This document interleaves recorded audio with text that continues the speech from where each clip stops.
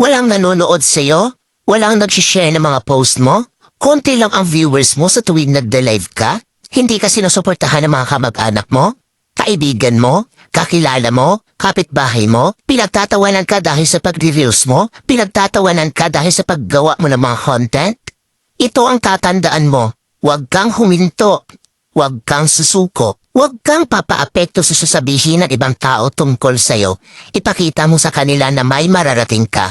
Dahil isang araw, kapag marami ka ng followers, kapag marami na ang sumusuporta sa'yo, kapag marami na ang nanonood sa'yo, kapag marami ka ng viewers, kapag marami na ang nagmamahal sa'yo at sumusuporta sa'yo, kapag marami ka ng payout, kapag sinasahod mo na ang sinasahod ng mga sikat na content creator, kapag mayaman ka na, kapag marami ka ng pera, ay manunood na yan sila sa'yo.